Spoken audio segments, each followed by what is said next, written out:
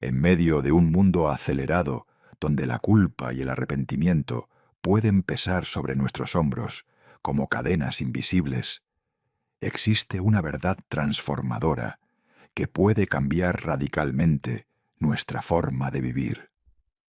Esta verdad no se encuentra en filosofías complicadas ni en métodos de autoayuda temporal, sino en una promesa antigua y poderosa que ha liberado a millones de personas a lo largo de la historia.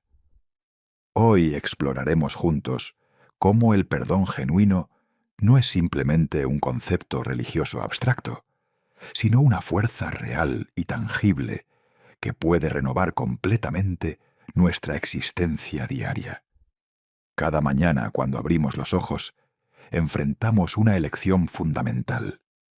Podemos cargar con el peso de nuestros errores pasados, permitiendo que la vergüenza y el remordimiento dicten cómo viviremos las próximas horas, o podemos abrazar la posibilidad de comenzar de nuevo. Esta decisión determina no solo nuestro estado de ánimo, sino la calidad de nuestras relaciones, nuestra productividad en el trabajo, nuestra salud mental y emocional, y en última instancia, nuestro sentido de propósito y dirección en la vida. La mayoría de nosotros hemos experimentado momentos en los que una mala decisión, una palabra hiriente que no podemos retractar, o una acción de la que nos arrepentimos profundamente, se convierte en un disco repetitivo en nuestra mente. Despertamos pensando en ello. Nos acompaña durante el día mientras intentamos concentrarnos en nuestras tareas y regresa por la noche cuando intentamos dormir. Este ciclo de autocrítica constante no solo es agotador, sino que también nos roba la capacidad de vivir plenamente el presente. Nos convertimos en prisioneros de nuestro propio pasado, incapaces de avanzar porque estamos constantemente mirando hacia atrás. Lo fascinante es que esta experiencia de culpa y el anhelo de liberación no es algo nuevo. Hace miles de años, un rey llamado David experimentó exactamente lo mismo.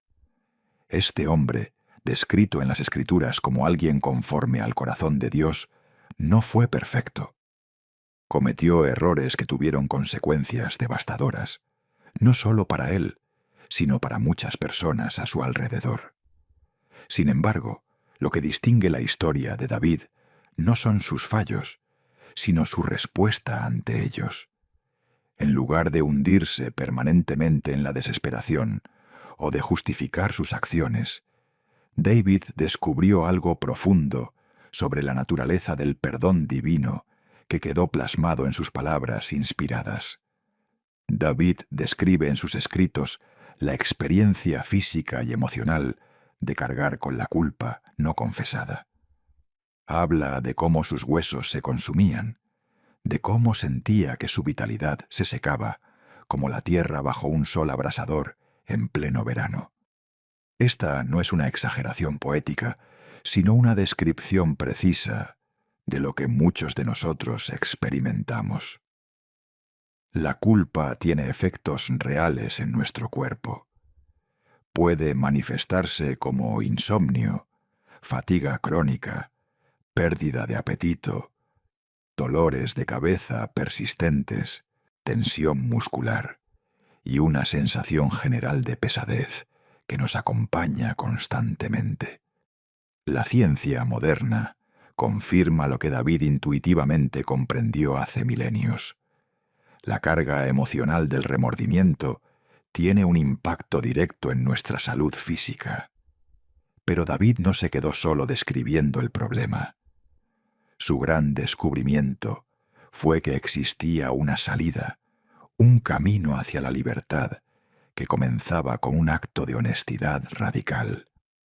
En lugar de seguir ocultando sus faltas, en lugar de construir elaboradas justificaciones para sus acciones, o de pretender que todo estaba bien cuando claramente no lo estaba, David tomó la decisión de ser completamente transparente delante de Dios.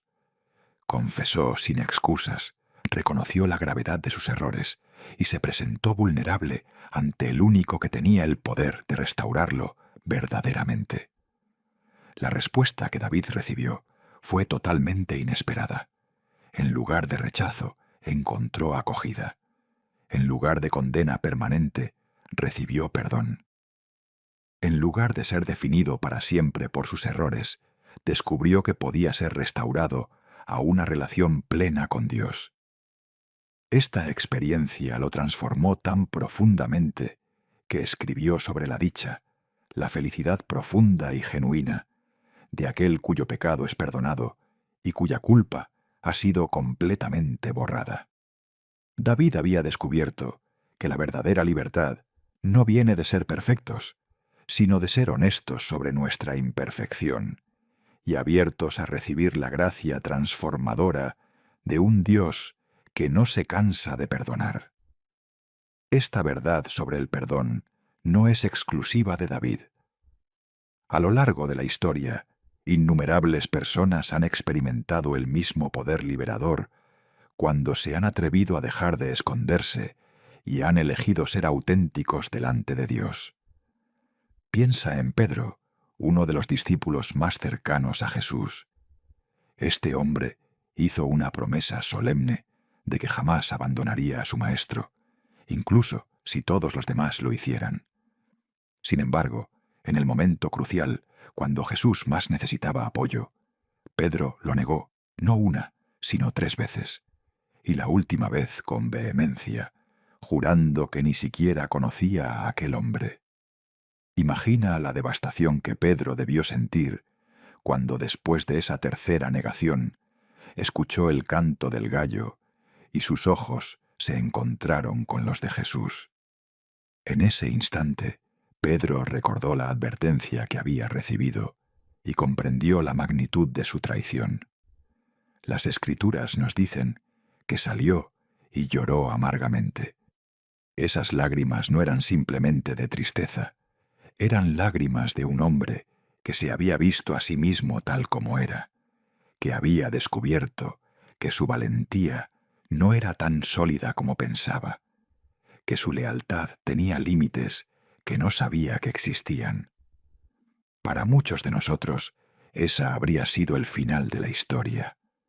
Habríamos quedado paralizados por la vergüenza, convencidos de que habíamos arruinado irremediablemente nuestra oportunidad.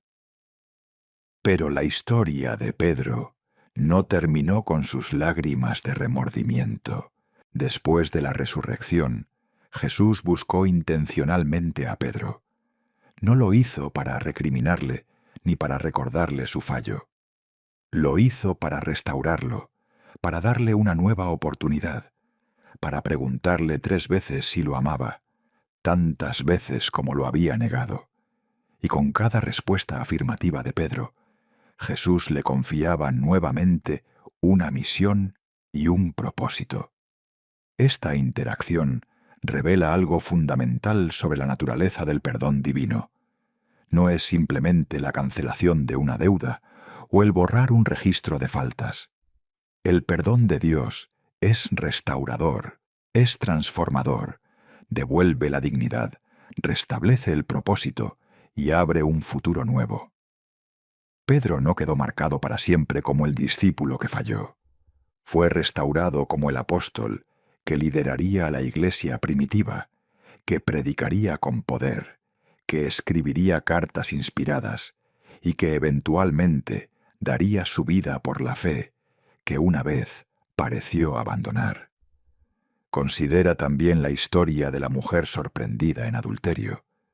Fue arrastrada públicamente, expuesta en su momento más vulnerable, rodeada de acusadores que tenían piedras en sus manos listas para ejecutar el castigo que la ley prescribía. Ella no tenía defensa, no había forma de negar la acusación, y humanamente hablando, no había esperanza de escape. Pero entonces Jesús intervino de una manera completamente inesperada. En lugar de unirse al coro de condenación, desafió a los acusadores con una simple pero profunda pregunta. Les invitó a que quien estuviera libre de pecado lanzara la primera piedra, uno por uno, comenzando por los más viejos que tenían más años de conciencia acumulada. Los acusadores fueron dejando caer sus piedras y retirándose. Al final, solo quedaron Jesús y la mujer.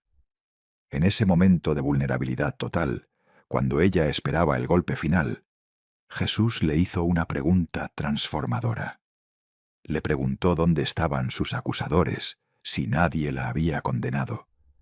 Y cuando ella confirmó que nadie quedaba, Jesús pronunció palabras que cambiarían su vida para siempre. Le dijo que él tampoco la condenaba, pero le pidió que dejara atrás esa forma de vida. Esta historia revela la diferencia radical entre la actitud de Dios hacia nuestros errores y la actitud que muchas veces tenemos hacia nosotros mismos o hacia los demás. Mientras que los seres humanos tendemos a definir a las personas por sus peores momentos, Dios ve más allá del error y vislumbra el potencial de transformación. El perdón divino no minimiza la gravedad del pecado, ni pretende que no importa lo que hagamos. Más bien, reconoce la realidad del error, pero se niega a permitir que ese error defina permanentemente a la persona. Piensa también en la parábola del hijo pródigo, una historia que Jesús contó y que resuena profundamente con la experiencia humana. Un joven hijo exigió su herencia prematuramente, lo cual en esa cultura era equivalente a desearle la muerte a su padre. Se fue lejos y despilfarró todo lo que tenía en una vida de excesos y malas decisiones. Cuando finalmente tocó fondo, hambriento y desesperado, trabajando en condiciones humillantes, tuvo un momento de claridad. Recordó que incluso los empleados de su padre vivían mejor que él en su situación actual. El hijo decidió regresar, pero no con expectativas altas. Había ensayado un discurso donde pediría ser tratado simplemente como un empleado más, reconociendo que ya no merecía ser llamado hijo. Sin embargo, mientras aún estaba lejos, su padre lo vio venir. El padre, que había estado esperando y vigilando el horizonte día tras día, corrió hacia él. En una cultura donde los hombres mayores no corrían porque se consideraba indigno, este padre quebró todas las convenciones sociales por la alegría de ver a su hijo regresar. Antes de que el hijo pudiera terminar su discurso ensayado, el padre ya lo había abrazado. Había ordenado traer la mejor ropa, un anillo, sandalias, símbolos todos de restauración completa a su posición como hijo. No solo eso, sino que organizó una celebración, una fiesta, porque su hijo, que estaba perdido, había sido encontrado, estaba muerto en sentido figurado y había vuelto a la vida. Esta historia nos muestra que Dios no está esperando con los brazos cruzados y una lista de reproches. Está esperando como ese padre, mirando el horizonte, anhelando nuestro regreso, listo para correr hacia nosotros en el momento en que demos el primer paso de vuelta. Todos estos relatos, desde David hasta el hijo pródigo, nos revelan un patrón consistente. El camino hacia la liberación de la culpa no es complicado, aunque pueda ser difícil para nuestro orgullo. Comienza con honestidad, con el reconocimiento sincero de que hemos fallado, de que necesitamos ayuda, de que no podemos salvarnos a nosotros mismos. Continúa con el arrepentimiento genuino, no simplemente sentir pena por las consecuencias de nuestras acciones, sino un verdadero cambio de dirección, un deseo de vivir de manera diferente. Y culmina en la recepción del perdón que Dios ofrece libremente, no porque lo merezcamos, sino porque su naturaleza es misericordiosa. Sin embargo, para muchos de nosotros, recibir este perdón es paradójicamente más difícil que pedirlo. Podemos intelectualmente comprender el concepto del perdón divino, podemos incluso creer teológicamente en él, pero en lo profundo de nuestro ser seguimos sintiéndonos indignos, marcados, descalificados por nuestros errores. Continuamos castigándonos mentalmente, reproduciendo una y otra vez nuestras fallas, convencidos de que si nosotros no podemos perdonarnos a nosotros mismos, ¿cómo podría Dios perdonarnos realmente? Esta es precisamente la trampa en la que muchos caemos. Proyectamos sobre Dios nuestras propias limitaciones humanas. Porque nosotros tenemos dificultad para perdonar completamente, asumimos que Dios también. Porque nosotros no podemos olvidar las ofensas fácilmente, pensamos que Dios mantiene un registro detallado de todas nuestras fallas, listo para confrontarnos en cualquier momento. Pero las Escrituras nos dicen algo radicalmente diferente. Nos dicen que cuando Dios perdona, echa nuestros pecados tan lejos como está el oriente del occidente, que los arroja a lo profundo del mar, que no se acuerda más de ellos. Esta descripción del perdón divino no es una exageración poética. Es una invitación a cambiar fundamentalmente nuestra perspectiva sobre nosotros mismos. Si Dios mismo ha decidido no recordar nuestros pecados confesados y perdonados, ¿quiénes somos nosotros para seguir recordándolos obsesivamente? Si el Creador del universo ha declarado que nuestra culpa ha sido borrada, ¿por qué insistimos en mantenerla viva en nuestra memoria? Esta negativa a aceptar completamente el perdón no es humildad como a veces pensamos. Es en realidad una forma sutil de orgullo, una declaración de que nuestro juicio sobre nosotros mismos es más confiable que el juicio misericordioso de Dios. Aceptar verdaderamente el perdón requiere un acto de fe, quizás incluso mayor que el acto inicial de pedirlo. Requiere que confiemos en que Dios es quien dice ser, que sus promesas son verdaderas, que cuando declara que nuestros pecados son perdonados, realmente lo son. Esta fe no es ciega ni irracional. Está fundamentada en el carácter consistente de Dios, revelado a lo largo de toda la historia, en el testimonio de incontables personas que han experimentado su perdón transformador, y en la evidencia interna de paz que llega a nuestro corazón cuando finalmente dejamos de resistir y simplemente recibimos lo que se nos ofrece. Pero el perdón de Dios no es solamente un regalo para nuestro beneficio personal. Es también un llamado a vivir de manera diferente, a convertirnos en canales de esa misma gracia hacia otros. Cuando verdaderamente comprendemos cuánto hemos sido perdonados, cuando internalizamos el hecho de que nuestra deuda impagable ha sido cancelada, surge naturalmente en nosotros un deseo de extender ese perdón a quienes nos han ofendido, no porque minimicemos el daño que nos causaron, sino porque hemos experimentado de primera mano el poder liberador de soltar el resentimiento y la amargura. Perdonar a otros es uno de los actos más difíciles que podemos realizar como seres humanos, especialmente cuando la herida es profunda, cuando la traición fue significativa, cuando las consecuencias del daño que nos hicieron siguen afectando nuestra vida en el presente. En esos casos, el perdón no sucede en un momento mágico, donde de repente todos los sentimientos negativos desaparecen. Es más bien un proceso, una decisión que hacemos una y otra vez, eligiendo conscientemente no alimentar el resentimiento, no planear venganza, no desear mal sobre quien nos hirió. Este tipo de perdón no es debilidad. Es quizás el acto más poderoso que podemos realizar. Cuando perdonamos, No estamos diciendo que lo que pasó estuvo bien o que no importó. Estamos diciendo que nos negamos a permitir que esa ofensa siga controlando nuestra vida, nuestras emociones, nuestra paz. Estamos declarando nuestra libertad del pasado, nuestra decisión de no permanecer atados a quien nos hirió a través del vínculo tóxico, del odio o el resentimiento.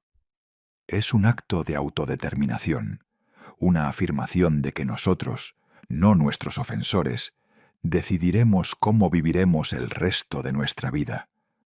Además, el perdón genuino abre la puerta a la posibilidad de restauración de relaciones. No todas las relaciones pueden o deben ser restauradas, especialmente cuando existe un patrón de abuso o daño continuo. Pero en muchos casos, cuando hay arrepentimiento genuino de ambas partes, cuando hay voluntad de cambiar y crecer, el perdón puede ser el primer paso hacia una relación incluso más profunda y auténtica que antes. Muchas de las amistades y matrimonios más fuertes son aquellos que han atravesado conflictos serios y han emergido del otro lado con mayor comprensión, empatía y compromiso mutuo. Al reflexionar sobre todo esto, nos damos cuenta de que vivir en libertad verdadera requiere tanto recibir el perdón de Dios como extenderlo a otros y a nosotros mismos. Es un ciclo completo de gracia que transforma no solo nuestro estado legal delante de Dios, sino nuestra experiencia diaria de vida. Ya no caminamos agobiados por cargas que nunca fuimos diseñados para llevar. Ya no desperdiciamos energía emocional y mental en remordimientos constantes sobre el pasado o en planes de venganza contra quienes nos hirieron.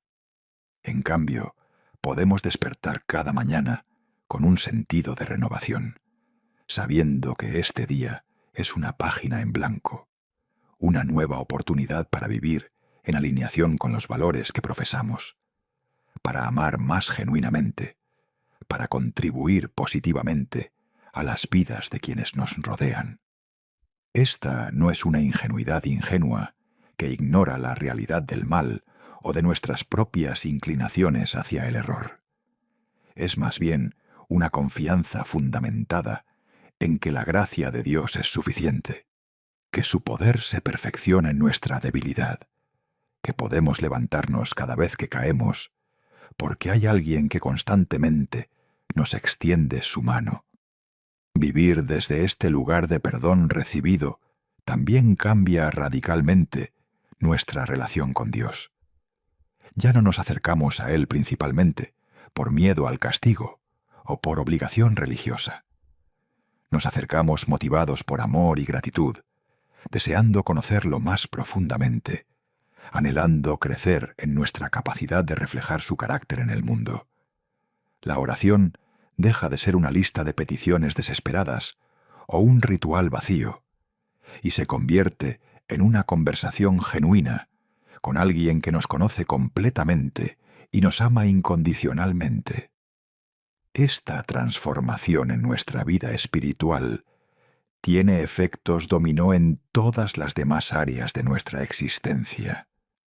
Nuestras relaciones mejoran porque llevamos menos carga emocional a ellas, porque somos más capaces de dar gracia a otros cuando fallan, porque somos más auténticos al no tener que mantener fachadas de perfección. Nuestro trabajo se beneficia porque operamos desde un lugar de mayor paz interior, más creatividad, menos ansiedad paralizante. Nuestra salud física a menudo mejora porque el estrés de la culpa crónica ya no está deprimiendo nuestro sistema inmunológico ni manteniendo nuestro cuerpo en constante estado de alerta. Incluso nuestra capacidad para enfrentar desafíos y adversidades se fortalece. Cuando sabemos en lo profundo de nuestro ser que somos amados y perdonados, cuando entendemos que nuestra identidad fundamental no está basada en nuestros logros o fracasos, sino en nuestra relación con un Dios que nos ha adoptado como hijos, desarrollamos una resiliencia extraordinaria. Los fracasos ya no nos definen, simplemente nos informan. Los errores se convierten en oportunidades de aprendizaje, en lugar de confirmaciones de nuestra falta de valor. Suscríbete a nuestro canal para ver más contenido como este. Si te gustó el video, no olvides darle me gusta y dejar tu opinión en los comentarios. Encontrarás muchos otros videos en nuestro canal que podrían interesarte. Que tengas un buen día.